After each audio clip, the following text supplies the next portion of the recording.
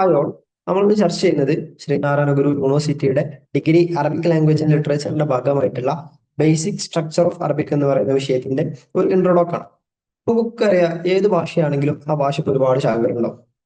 ഇപ്പോൾ സെമാൻറ്റിക്സ് ഉണ്ടാവാം, സിൻടാക്സ് ഉണ്ടാവും, അതുപോലെ മോർഫോളജി ഉണ്ടാവും, അതുപോലെ ഫോണറ്റിക്സ് ഉണ്ടാവും. അങ്ങനെ ഒരുപാട് ശാഖകളുണ്ടാവും ഏത് ഭാഷയാണെങ്കിലും. അറബി ഭാഷയുടെ ഏറ്റവും പ്രധാനപ്പെട്ട രണ്ട് ശാഖകളാണ് നഹ്വ്, സർഫ്, അതായത് സിൻടാക്സ്, മോർഫോളജി. ആ രണ്ട് മേഖലകളെയാണ് നമ്മൾ ഈ വിഷയത്തിൽ പ്രധാനമായിട്ടും ചർച്ച ചെയ്യുന്നത്.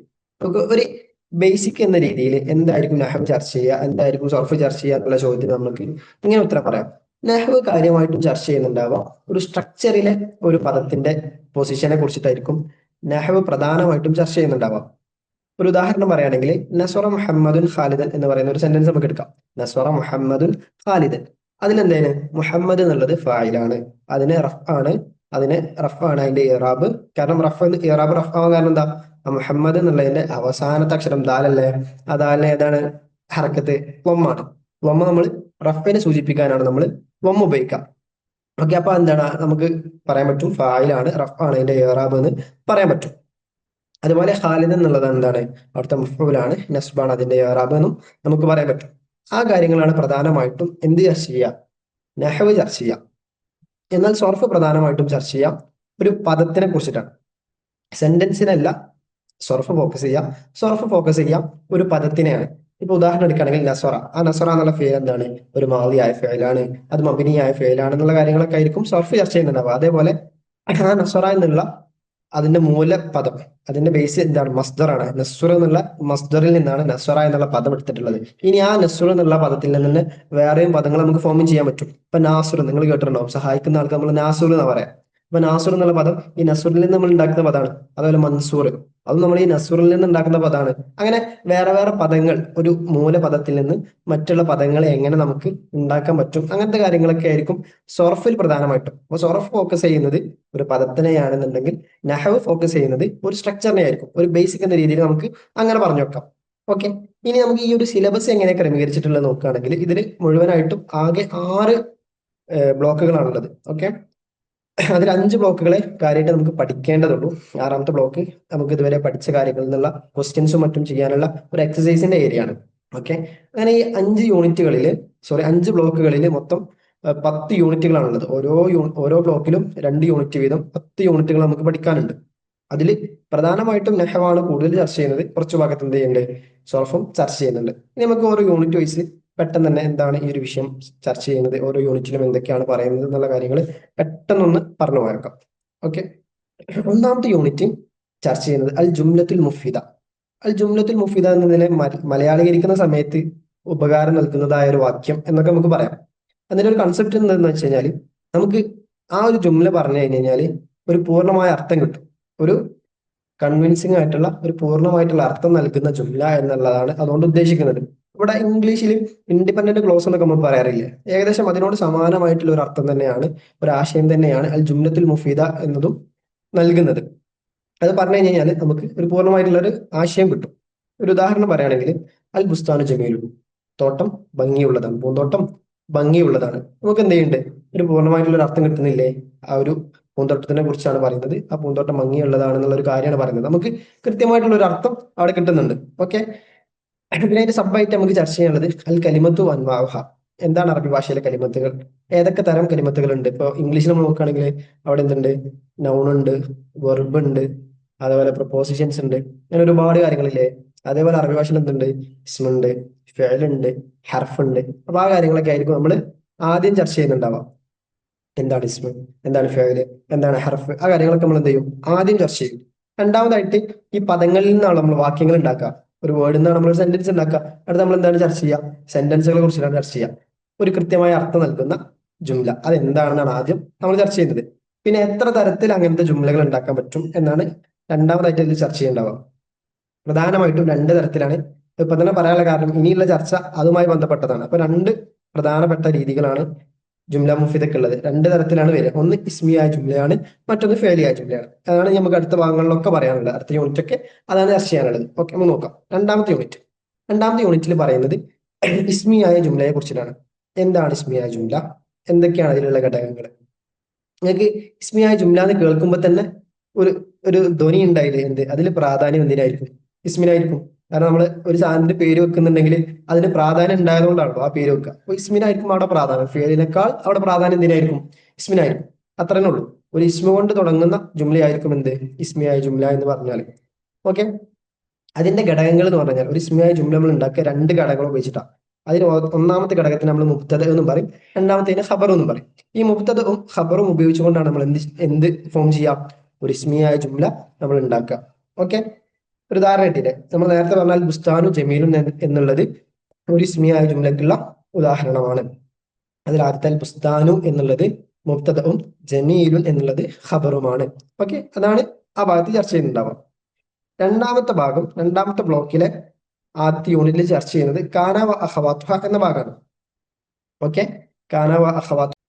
ഈ കാന വ അഖവാത്തുഹ, കാനയും അതിന്റെ സഹോദരിമാരും വന്നു കഴിഞ്ഞാൽ അറബിക് ലാംഗ്വേജിന്റെ സ്ട്രക്ചറിൽ ചെറിയൊരു മാറ്റം വരും. അതിന്റെ ഏറാബിൽ, ഏറാബ് എന്ന് പറഞ്ഞു കഴിഞ്ഞാൽ ഒരു പദത്തിന്റെ അവസാനത്തെ അക്ഷരത്തിന്റെ ഹരക്കത്തിലുള്ള മാറ്റം. ആ ഒരു മാറ്റം സംഭവിക്കും കാന വന്നു കഴിഞ്ഞാൽ. അതേപോലെ കാനന്റെ അതേ പണിയെടുക്കുന്ന വേറെയും കുറച്ച് ആളുകളുണ്ട്. അതിനാണ് കാനന്റെ അഹ്വാത്ത് എന്ന് പറയാം. അപ്പൊ കാന, അസ്ബഹ, അദ്ഹ, അംസ, സോറ, ലൈസ, ബാത്ത, വല്ല, ഇതൊക്കെ എന്താണ്? കാനയുടെ അഹ്വാത്തുകളാണ്. അപ്പൊ ഇതൊക്കെ വന്നു കഴിഞ്ഞാൽ അറബിക്കിന്റെ സ്ട്രക്ചറിൽ, അതായത് ഏറാബിൽ ചെറിയൊരു മാറ്റം വരും. അതാണ് അവിടെ ചർച്ച ചെയ്യുന്നത്. ഉദാഹരണം പറഞ്ഞാൽ പെട്ടെന്ന് മനസ്സിലാവും. അൽ ബുസ്താനു ജമീലുൻ എന്നുള്ള അതേ ഉദാഹരണം തന്നെ നമുക്ക് എടുക്കാം. അൽ ബുസ്താനു ജമീലുൻ എന്ന് പറയുമ്പോൾ അൽ ബുസ്താനു, ആ ആദ്യ പദത്തിലെ അൽ ബുസ്താനു, അതിൽ അവസാനത്തെ അക്ഷരം ഏതാ? നൂനല്ലേ? ആ നൂനിന്റെ ഹറക്കത്ത് എന്താ? ലൊമ്മാണല്ലേ? അൽ ബുസ്താനു എന്നാണ്. ജമീലുൻ എന്നുള്ളത് അവസാനത്തെ അക്ഷരം ഏതാ? ലാമാണ്. ലാമിന്റെ ഹറക്കത്ത് എന്താ? അവിടെയും ലൊം തന്നെയാണ്. എന്നാൽ ഈ കാന വന്നു കഴിഞ്ഞാൽ, കാന ഈ ഒരു സെന്റൻസിന്റെ മുന്നിൽ വന്നു കഴിഞ്ഞാൽ അവിടെ ഉണ്ടാകുന്ന മാറ്റം എന്താണെന്ന് വെച്ച് കഴിഞ്ഞാൽ കാനൽ ബുസ്താനു ജമീലൻ എന്നായി മാറും. ജമീലുൻ എന്നുള്ളത് ജമീലൻ എന്നായി മാറും. അപ്പൊ എന്ത് ചെയ്യും? അതിന്റെ ഇറാബ് റഫിൽ നിന്ന് മാറി നസ്ബാവും.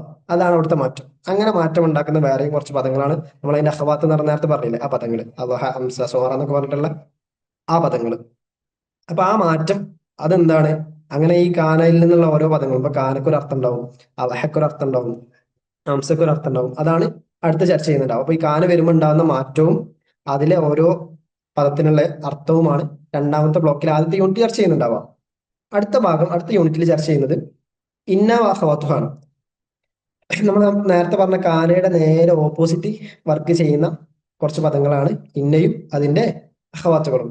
ഇന്ന, അന്ന, അന്ന, ലാക്കിന്ന, ലൈത്ത, അല്ല, ഇവയൊക്കെയാണ് ഇന്നയുടെ അഹവാത്ത്. അപ്പൊ നേരത്തെ കാന ചെയ്ത പരിപാടി എന്ത് ചെയ്യുന്നു? രണ്ടാമത്തെ പദം, അതിന് നമ്മൾ കാനയുടെ ഖബർ എന്ന് പറയാം. കാനയുടെ ഖബറിന് എന്ത് ചെയ്യും? നസ്ബ് ചെയ്യുക. ഇന്ന ചെയ്യാം. ഇന്നയുടെ ഇസ്മ എന്ന് പറഞ്ഞു കഴിഞ്ഞാൽ ആദ്യം വരുന്ന പദം. രണ്ടാമത് വരുന്ന പദത്തിന് ഖബർ എന്ന് പറയും. ആദ്യം വരുന്ന പദത്തിന് കാന വന്നു കഴിഞ്ഞാൽ കേട്ടോ, കാന വന്നു കഴിഞ്ഞാൽ കാനയുടെ തൊട്ടടുത്ത് വരുന്ന പദത്തിന് കാനയുടെ ഇസ്മ എന്ന് പറയും. അപ്പൊ അവിടുത്തെ അൽ ബുസ്താൻ എന്നുള്ളത് എന്താണ്? കാനയുടെ ഇസ്മാണ്. അപ്പൊ കാനൽ ബുസ്താനു ജമീലൻ എന്നല്ല ഇന്ന്, ആ ജമീലൻ എന്നുള്ളത് കാനയുടെ ഖബറാണ്. കാനയുടെ ഖബറിന് എന്താവും? ഇറാബ് നസ്ബാവും ചെയ്യും. ഇനി ഇന്ന വന്നു കഴിഞ്ഞാൽ മാറ്റം വരിക, ഇന്നൽ ബുസ്താന ജമീലുൻ എന്നാവും.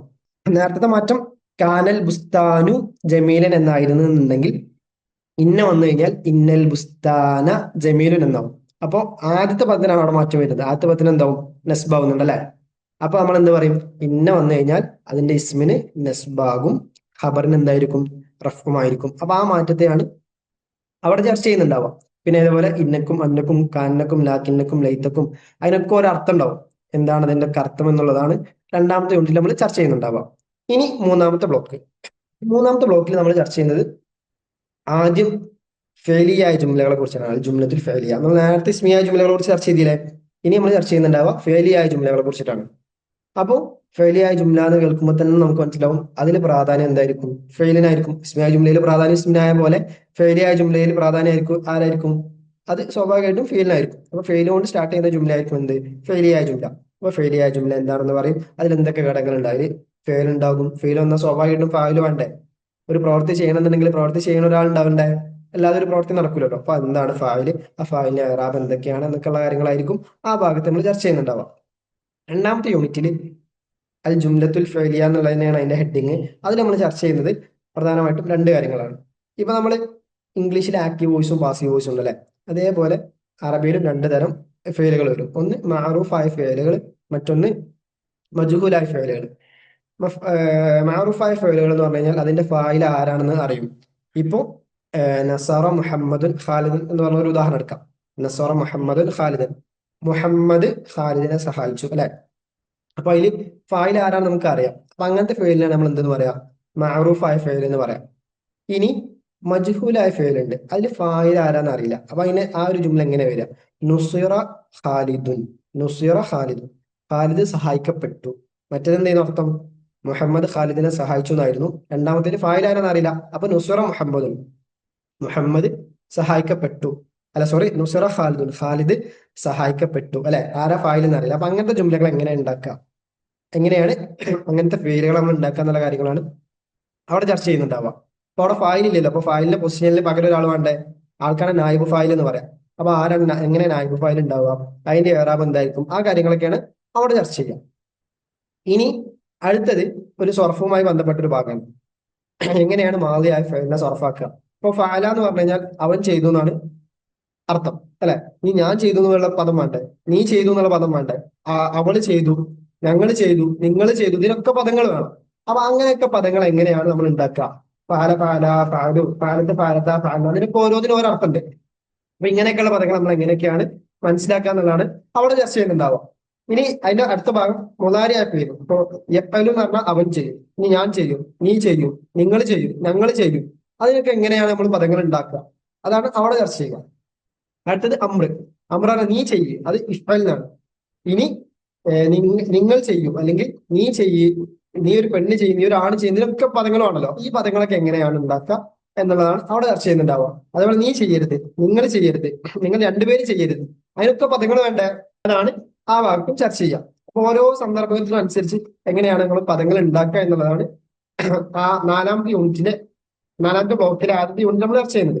ഇനി അതിന്റെ രണ്ടാമത്തെ യൂണിറ്റ് ചർച്ച ചെയ്യുന്നത് ഇതേപോലെ മാളിയായ, നമ്മൾ നേരത്തെ പറഞ്ഞു മഅറൂഫായ ഫെയിലിനാണ് അപ്പൊ അവിടെ പറഞ്ഞത്.